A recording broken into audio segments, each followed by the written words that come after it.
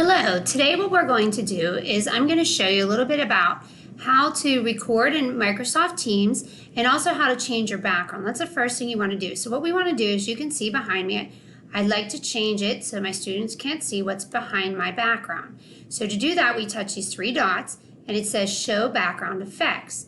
So as you can see here, the background effects, there's many different scenes you can choose. There is one of the classroom, so I'm going to choose this one.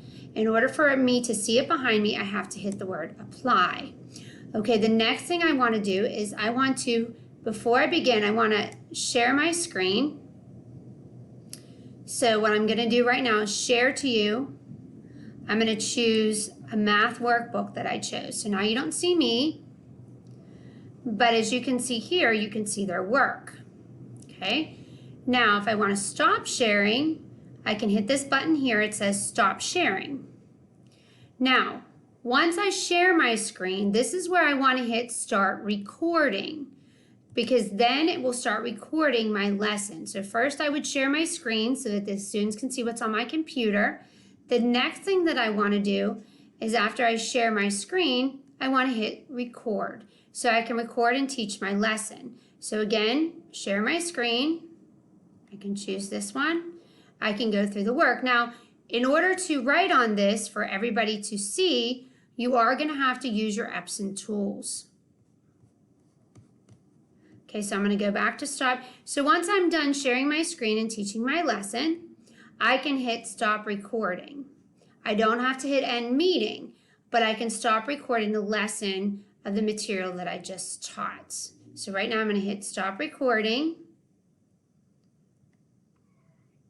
And then it'll say, so now what will happen to the recording that I just did, it will be stored on Microsoft Stream for 21 days. And that's, it will tell you here, recording has stopped.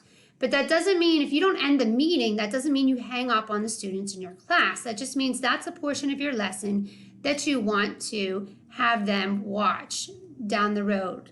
Now, here is to raise your hand. This here is, you can see the conversation. So here, on the right here, I can reply to my students. So if a student asks, what is the answer to 4 plus 4?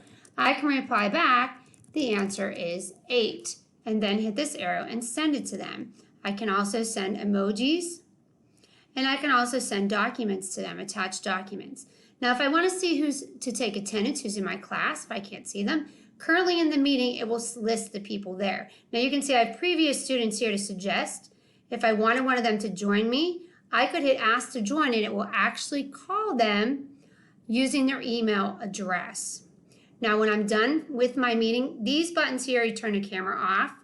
You can mute. Okay. The next thing we want to do here, the last thing is, so let's say I'm done. Oh, there's one more thing I want to show you. Okay, if I want the students online, let's say I'm teaching virtually on Friday, and I need a whiteboard. Here is a whiteboard that you can use, and it has tools with it.